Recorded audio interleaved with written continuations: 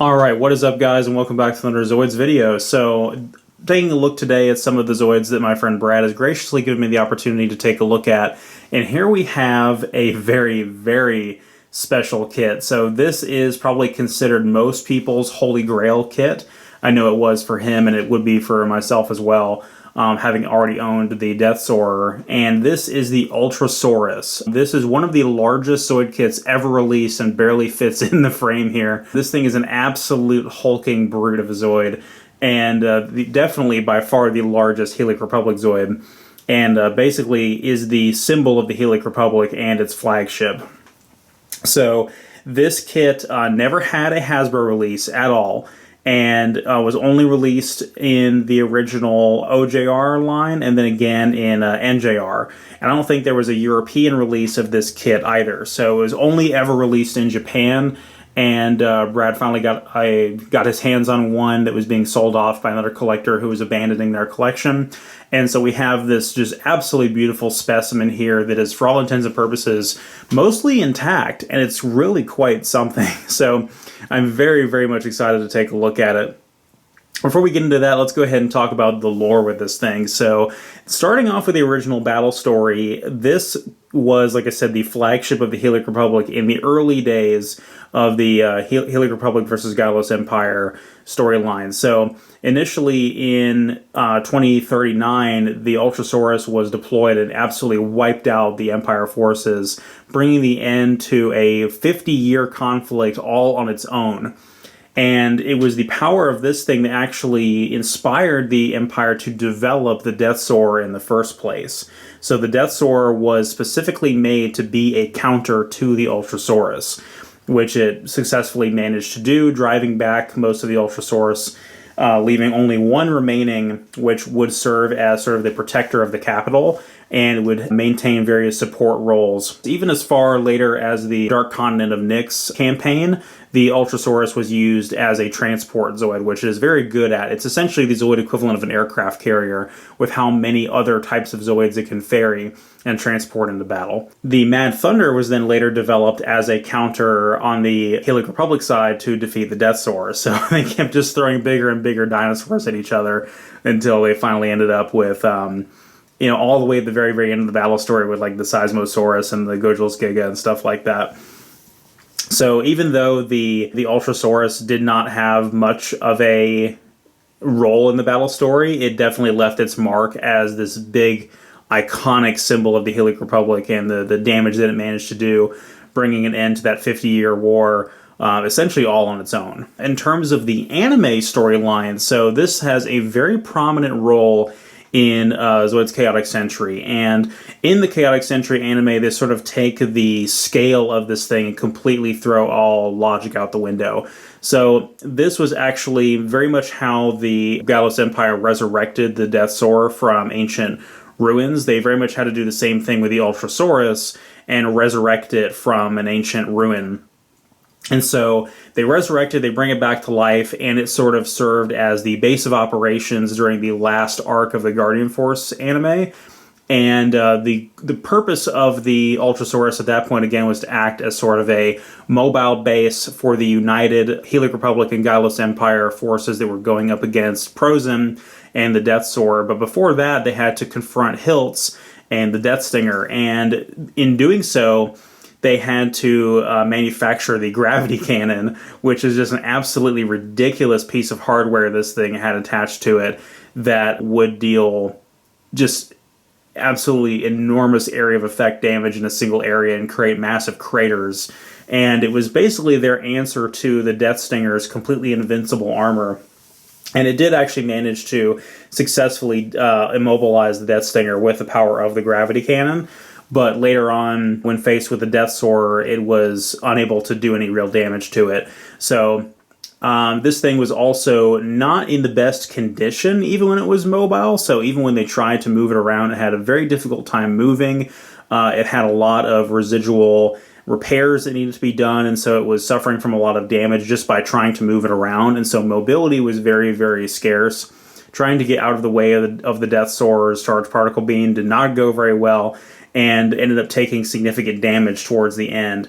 So basically all they had to do was, before the Ultrasaurus was completely immobilized, they ended up launching Van and his Blade Liger out of one of the cannons at the Deathsaur as a giant ballistic projectile, which ended up being the finishing blow to the Deathsaur at the end of the Guardian Force saga. So, and bring it into Chaotic Century as a whole. So the Ultrasaurus had a very significant role in there, and was also Moonbay's sort of shining star moment where she got to actually be at the helm of this thing and really more or less pilot it, but more so just be the lead engineer on deck there, which is quite an honor. So this thing is basically like a Star Destroyer almost, with the amount of crew that it requires to have, the amount of weapons it has, the amount of other Zoids that can be on it. So let's talk a little bit about its armaments and functionality. So you can just see from this profile right here that the big weapons that it has are these 360 millimeter super cannons there's 2 on each side. When you actually flip the motor on this kit and it walks, the cannons sort of move up and down like this. Of course, we don't have any batteries in it right now, and we don't really want to run the motor because we don't want any damage to fall to this kit. But the super cannons are the big outstanding feature about it. It also has some missiles right here. It has a set of missiles on top of each super cannon and a row of anti-air missiles on the side right there. It also has just various different guns all over this thing. It's got missile pods on the legs. It's got some twin-barreled cannons there on the back legs, and back here on the tail, of course, has got some cannons as well. Turning the Zoid around this way, you can see that it has actually a flight deck on board as well. So this is where, airborne Zoids would land and dock and that kind of thing, and you would have essentially a full air squadron of like Terrorists or Storm Sorters as well that would go along with this thing.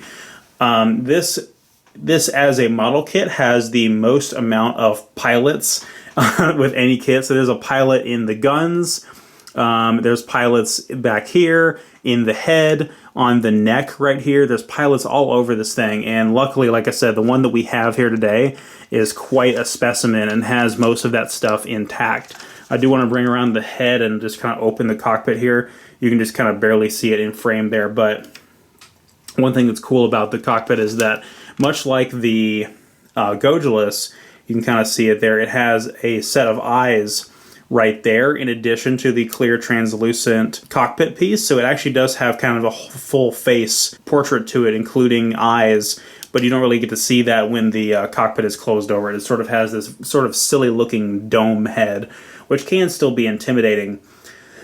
Speaking of intimidating, this thing is an absolute beast in the video games. So in the Zoids Versus trilogy, this thing is a boss type Zoid. You do have to fight in Zoids Versus 1 and 2, but in Zoids Versus 3, due to the enhanced power of the enhanced tracking capabilities of missiles and other homing projectiles, the Ultrasaurus is very, very difficult to fight. And those of you who have seen my Let's Play of Zoids Versus 3 know that this thing is incredibly difficult to dodge, and you need to bring something with a lot of health.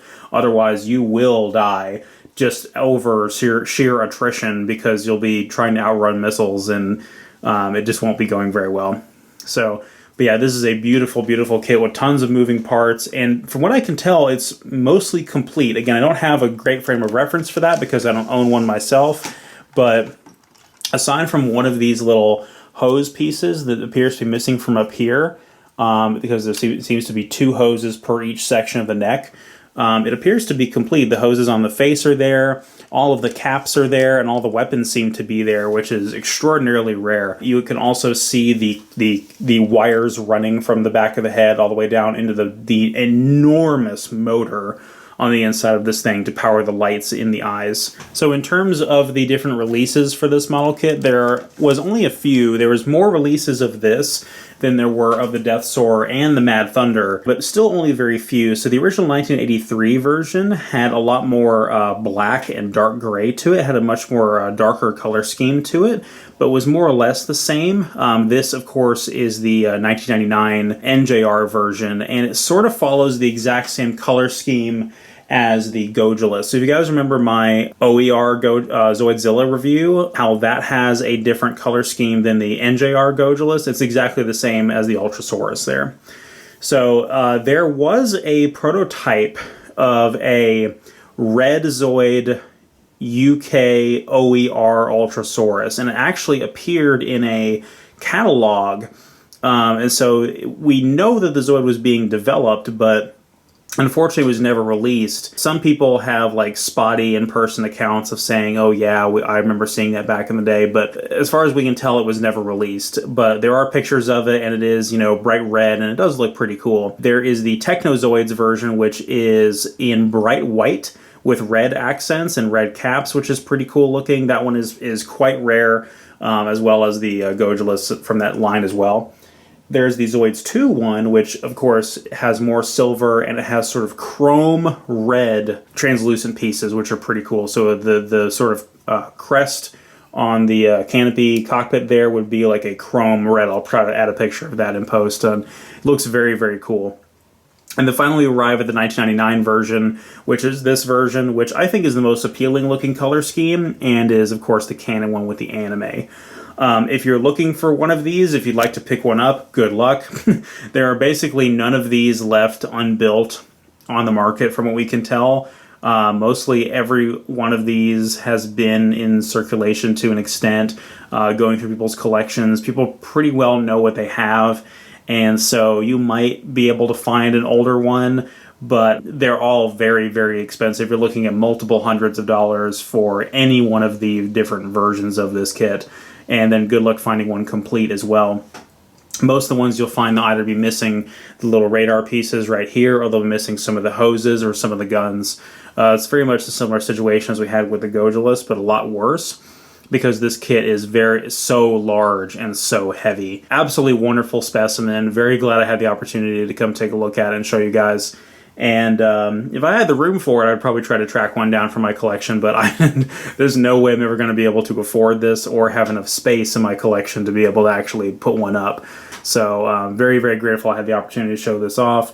It even has all the Helix Republic decals on there that are very nice and clean, and clearly the previous owner of this kit did a very good job taking care of it. It doesn't even have any dust on it. It's just absolutely fantastic. So anyway, thank you guys so much for watching, and I'll see you guys next time.